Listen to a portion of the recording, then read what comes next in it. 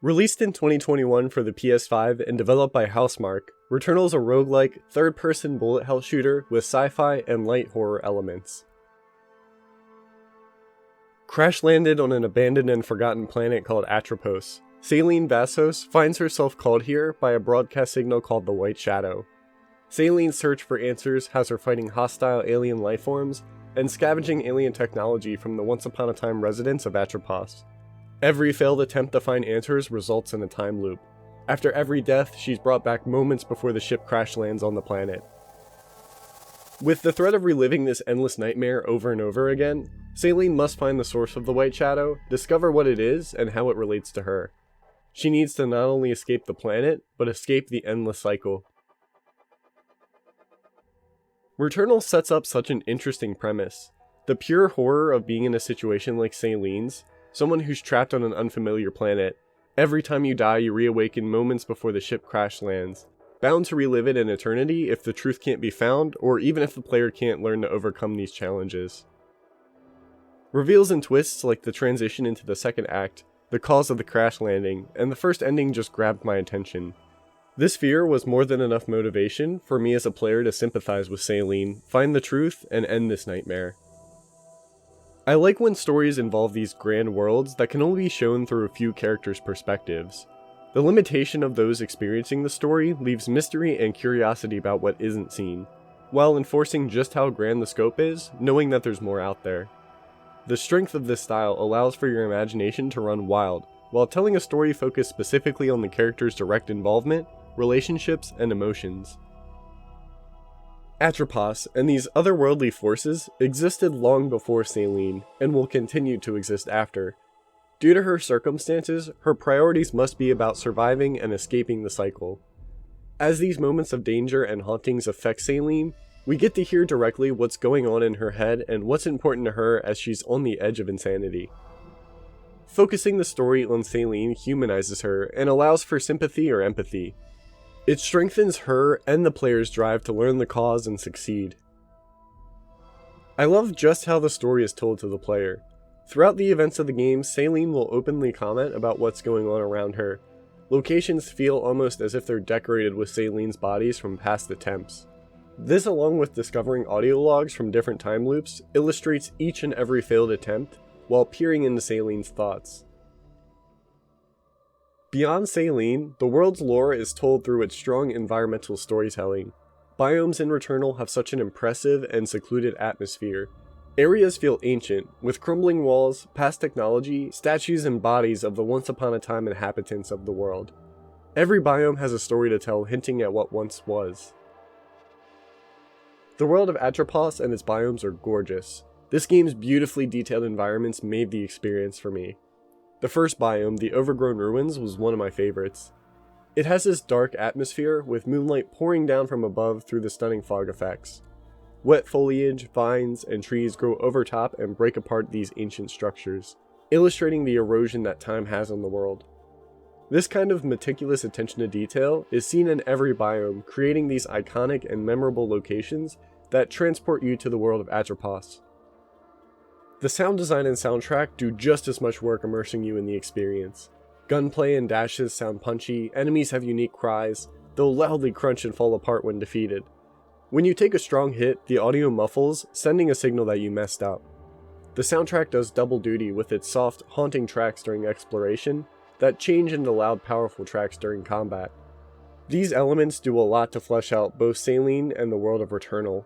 However, they take it one step further by including Celine's home, making it a truly unique experience.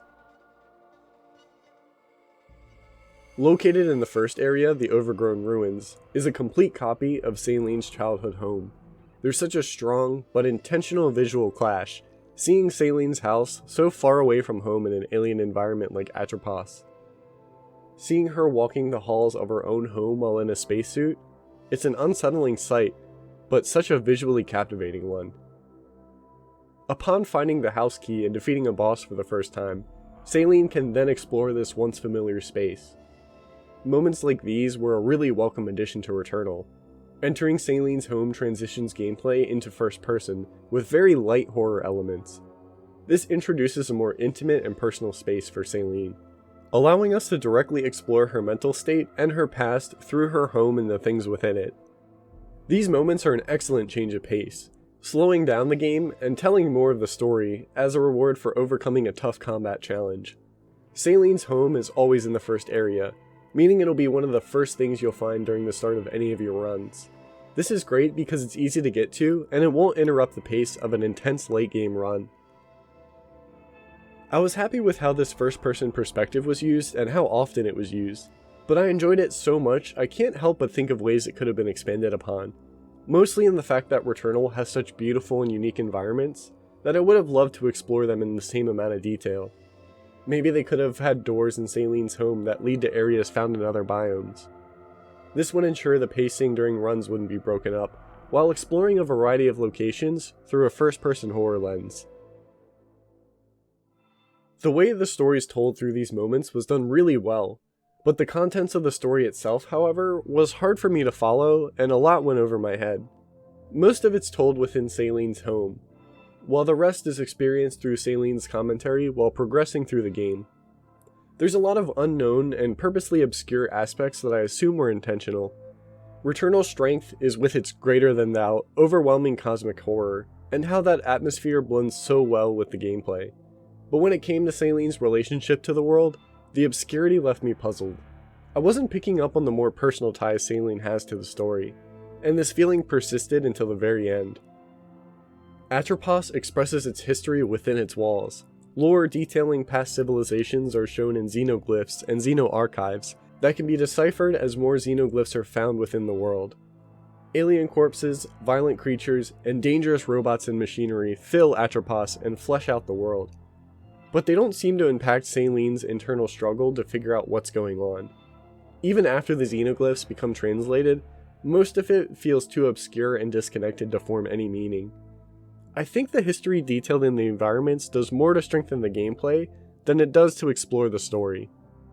Upon completing the game, I went online to find more meaning about the game's story. There were certainly things I missed and certainly more connections you can make from a second playthrough. Overall, this doesn't hurt the story or the game. I much prefer that this game isn't holding your hand and spelling things out for you. Rather, the subtle themes and eventual discovery of these aspects adds depth to the plot and even encourages another playthrough for the story alone. By the true ending, I learned about Saleen, her relationships, and how this otherworldly curse parallels themes in her life. Regardless how you might feel about the story, everything about it strengthens the already phenomenal gameplay. Returnal paints a beautifully hostile environment using gameplay. It takes its sci-fi horror elements and uses it to explain its roguelike and pseudo-multiplayer elements in such an interesting and unique way. Returnal's a difficult game. The world is harsh and you'll have to be ready for both a challenge and an endurance run. It'll test you on your adaptability as you conquer its constantly changing world and resources.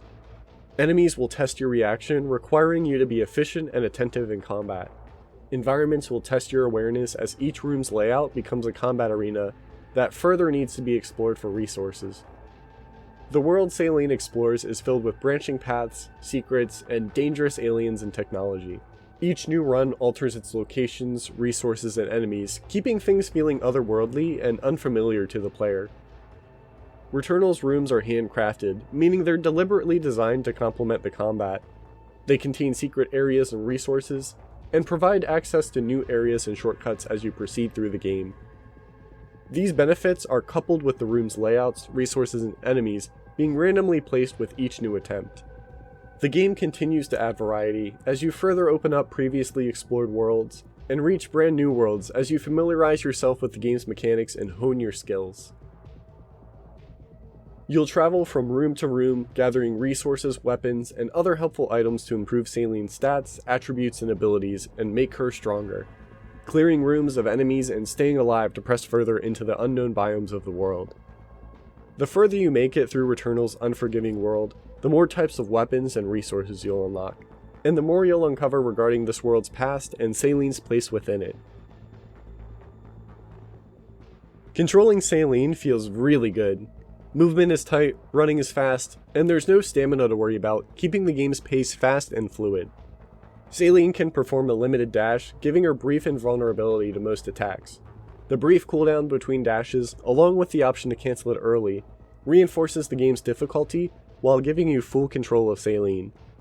Every dash feels like a tactical decision to reposition Saline, or react to enemies' attacks, and becomes an important resource to manage and master. Enemies and environments are designed around Saline's movement abilities in such a way that incentivizes you to keep moving and will punish you for staying still. Combat teaches you quickly to be aware of your surroundings, of the map, and of enemies.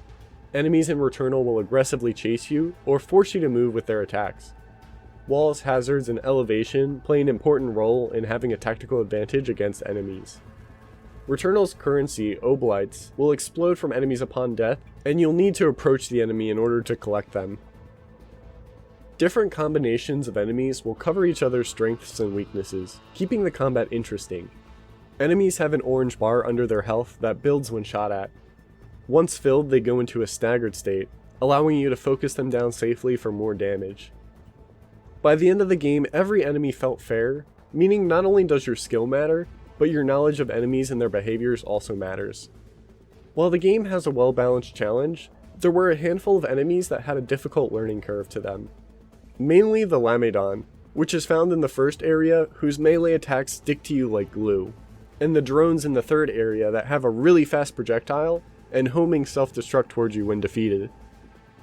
A neat twist that doesn't have a huge impact on the combat, but added a fun dynamic, was the fact that larger, more dangerous enemies visibly take longer to spawn when entering a room. There's suspense in trying to make the most of those crucial moments, trying to clear a room, locate important items, or get the best positioning before the larger enemy spawns. Bosses were such a beautiful and challenging spectacle. The key to move on to the next biome is always guarded by a boss, meaning your main goal is to locate the boss's lair and defeat them. Each fight was not only challenging, but really fun. Given the circumstances of this being at the end of a biome, and that you unlock a checkpoint after their defeat, it allows them to be a proper skill check for each biome. And that feeling of relief you get finally overcoming the challenge is a palpable one. Though things won't always go smoothly, you will die. Which brings me to Returnal's pseudo-multiplayer mechanic, the Dead Scouts. Saline's failed attempts are shown in the environment, as her own corpses are strewn about. The distorted situation Saline finds herself in results in her not always having the memory of each past attempt. This is shown beautifully in the gameplay with the Dead Scouts. Saline can encounter bodies of other players who's died in a given area. When interacting with these scouts, Saline has the option to spend Ether to cleanse the scout for loot, or avenge them by fighting a random mini-boss for loot. In a lot of games, I've complained about how enemies and attacks can hit from behind the player, and how bad it can feel from a gameplay perspective. Returnal gives you a unique combination of tools that add a feeling of realism to combat. Granted, it doesn't come naturally at first, but as you play the game, you'll pick up on its use of 3D audio, controller vibrations, and UI to give you a good feel where enemies and attacks are when they're around you. On top of that, it strengthens the importance of the map as enemy locations are always shown. You'll also be able to use a passive buff to see enemies through walls. These combinations of mechanics give you a good sense of where enemies are and results in a surprisingly good job mimicking your real-life senses. Saline's primary source of damage is with ranged combat. There's a wide variety of weapons that can be found that unlock as you discover them within each biome. Once these weapons are found, they'll start appearing in earlier biomes in future runs. Not only does each weapon type feel unique, but each weapon varies with what type of alt-fire and traits it has. The guns and gunplay work to strengthen the player's active involvement. You're always choosing what gun works best for you in each run. As weapon proficiency goes up, you'll find stronger weapons and need to learn when the best time to swap your weapon is. Each weapon in Returnal has a random alt-fire assigned to it, as well as random weapon traits. These weapon traits are passive traits that enhance or change how the weapon functions.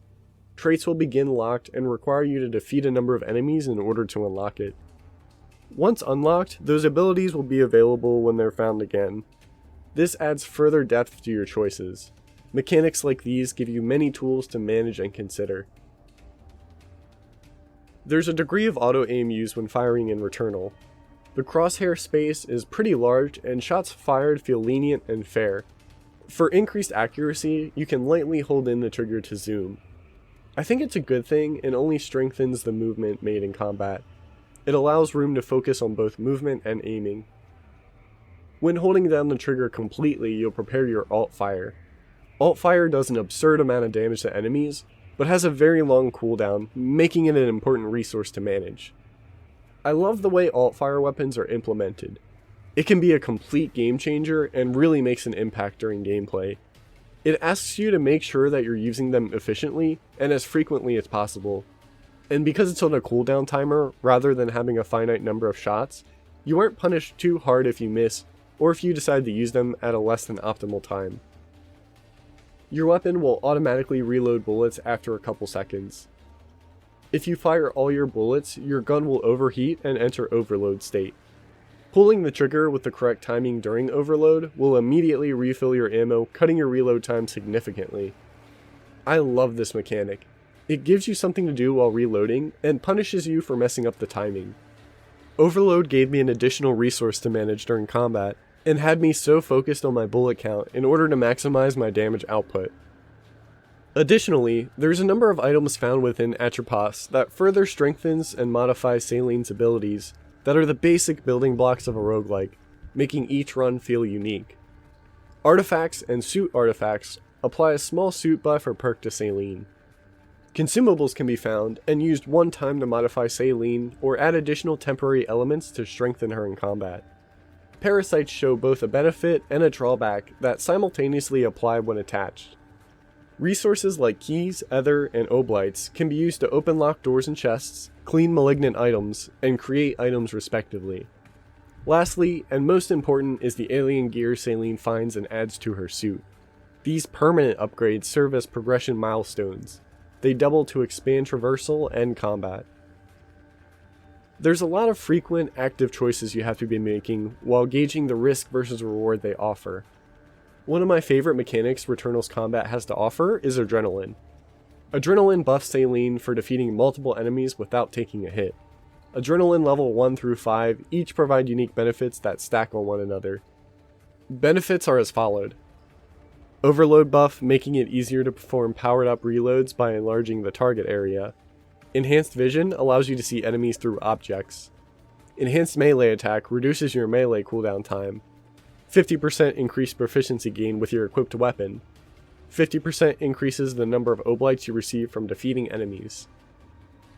While it's obvious that taking damage means you have less of a chance at succeeding, the adrenaline system really solidifies that by rewarding you for playing well and not getting hit. Other risky decision making includes entering Yellow Star challenge rooms that pit you against waves of challenging enemies, but provide good rewards upon completion. You're constantly deciding how to navigate the map and making a conscious decision when it's time to move on to the next biome. You can stick around the current biome, gathering upgrades and resources, but you might find yourself taking unexpected damage and finding yourself in a worse spot by the time you move on to the next biome. Choosing when and what to spend ether on, one of the only resources that carries over between runs.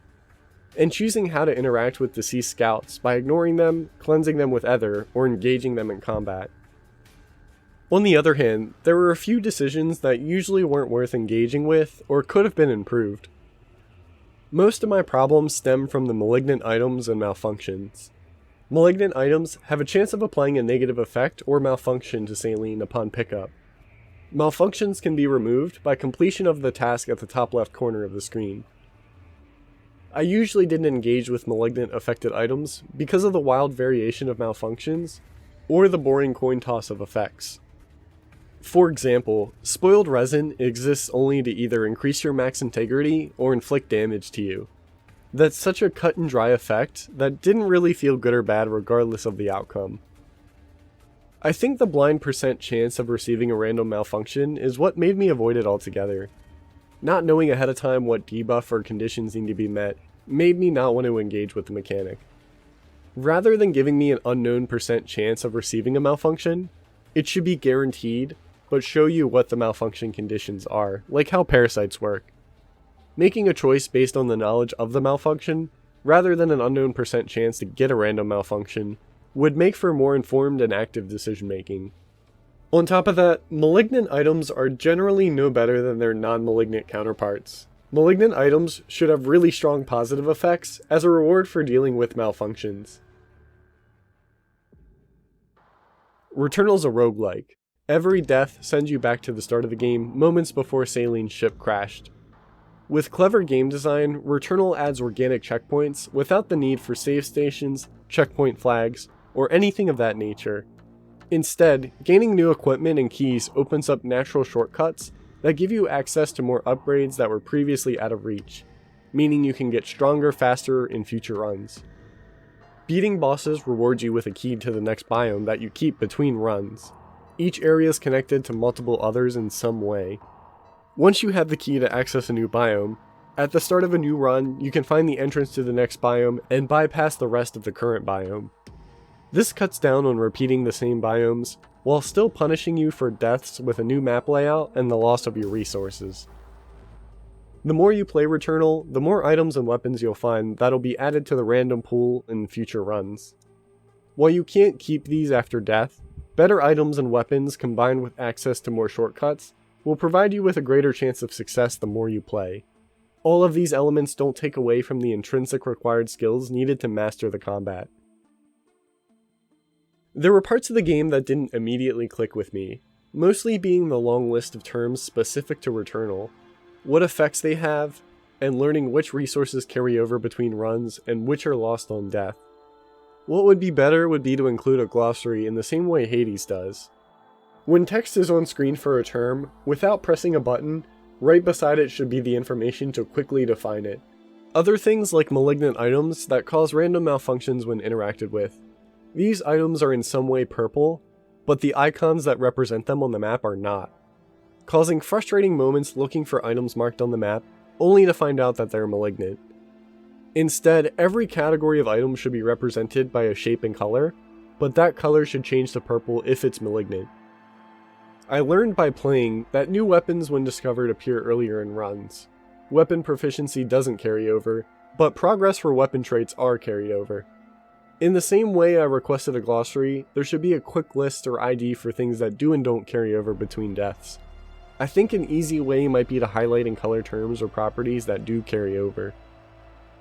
Other than that, my only real complaint with the combat is that falling down a pit, you respawn way too close to the ledge. Many times after falling off a ledge I respawned, took 2 steps forward, and immediately fell right back down the same pit. With such outstanding gameplay, I wanted it to last a long time. I'm glad to say that by the time I beat Returnal, I was very satisfied with the length. That length will vary, because it relies on how skilled and adaptive the person playing it is. Even so, the game took me more than 20 hours to beat, and due to the roguelike nature, each run felt different from the last, keeping things interesting. Once you beat Returnal for the first time, your goal seamlessly changes from surviving to exploration. You'll find yourself more familiar with the world and enemies compared to when you started. That familiarity results in feeling in control of the world. You'll be skilled enough to spend more time in it, exploring every pocket and hidden area found in each biome. This highlights the utility of the handcrafted level design. Each biome includes all kinds of secrets and collectibles. Since the start of the game, Salene has been equipping herself with more suit modifications and weapons, allowing her to reach new areas. During your first few trips through Returnal's biomes, you'll notice areas you weren't able to access. Remembering and returning to these areas will reward your curiosity and keen eye with various collectibles, additional consumables, and more story. This exploration results in deciphering Xeno artifacts, archives, and scout logs, providing more lore surrounding Salene and Atropos. Salene's ship contains logs of information from recording hostiles, resources, to equipment. Finding data cubes hidden in the world and bringing them to a data cube processor will result in finding powerful items to assist Salene that appear in future attempts. Most importantly, hidden in each biome are sunface fragments that when gathered allow you to enter Salene's home one last time. Beating the game one final time after that, and you'll arrive at the true ending. I enjoyed this game's combat so much that by the time I beat it for the first time, I wanted more. I'm glad that not only was there more to do, but these additional collectibles made me rethink how I approach the game, using my new equipment to revisit and explore previous areas in much more detail. If that's not enough, Returnal contains daily challenges with an online leaderboard, stretching the gameplay even further. The only addition I thought the game could benefit from is a no-death run. Returnal created its natural checkpoints after beating bosses and gathering equipment. Once a boss has been beaten, there's no need to challenge them again. Having a separate post-game mode players can jump into that forces them to fight every boss in a single run could provide that extra challenge to those who find the increased challenge of Returnal more interesting than its exploration completion requirements. Players can always self-impose this challenge by starting a new game, but it would be nice as a supported additional mode. Because this game released exclusively for the PS5, I wanted to take a second to at least talk about some of the features unique to the console. The PlayStation 5 contains a solid-state drive, and Returnal makes great use of it, creating short organic transitions between rooms and biomes with zero load screens. I love this use of hardware because you never have control taken away from you, and loading is fast enough to be done invisibly in the background behind doors and gates as they open. Definitely one of my favorite aspects of this generation of consoles. The PS5 controller's triggers use haptic feedback when using weapons alt-fire. When pressing down on the controller's triggers, it'll strengthen its tension around the halfway mark, requiring you to make a more dedicated press of the trigger for it to be fully pressed down. This is a really neat control scheme unique to the PS5 controller. It treats a half press and a full press as having two different functions clearly defined by the tension in the trigger. Lastly, the vibration and speaker in the controller helps to communicate more information during gameplay. The controller vibrates and makes a sound when your alt-fire has come off of cooldown, and your controller vibrates when enemies are nearby or behind you. At the time of Returnal's release, there was no way to save and quit during a run. The lack of an ability to save, combined with its unstable performance at launch that resulted in game crashing, became a contentious part of the game. It sparked an interesting discussion about whether Returnal should have included a save function.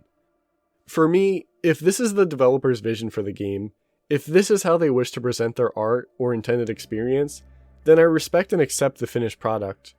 I don't think that Housemarque needs to make any changes if it's not in their vision. That doesn't mean it's not immune to criticism, that it doesn't objectively alienate certain types of players, or that it doesn't hurt the game's accessibility. Returnal is marketed as a difficult game, and removing any way to abuse or bypass its natural progression with a save function is not entirely a bad thing. It increases the tension involved in completing a successful run without the ability to create your own checkpoint by saving the game. But due to the nature of its average 3-hour runs, the possibility of losing progress due to random crashes at launch, and the lack of a save feature or even a suspend function can turn potential players away. There's no such thing as a short run in Returnal. You only reach checkpoints by grabbing important equipment or beating bosses, so you need to set aside a consecutive 3+ hours of your time when you want to make progress, and not everyone has that kind of time.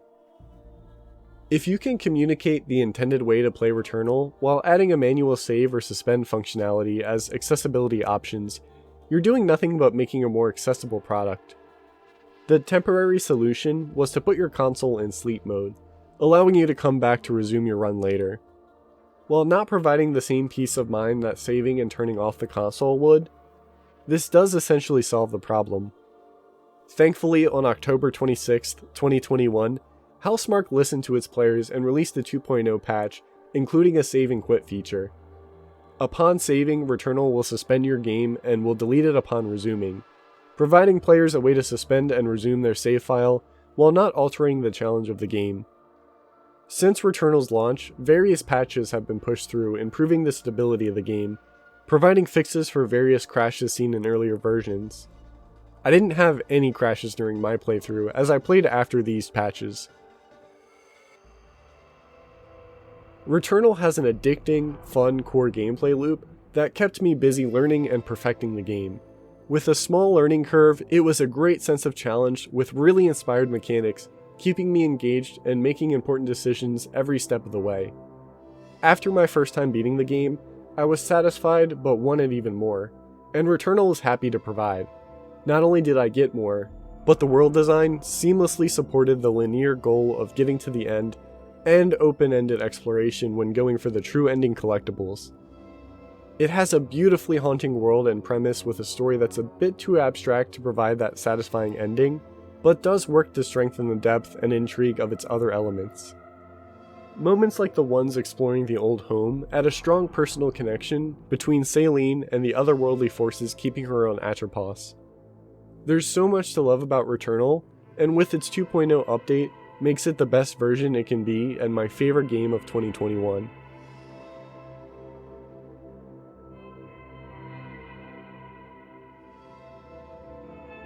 Thanks for watching the video.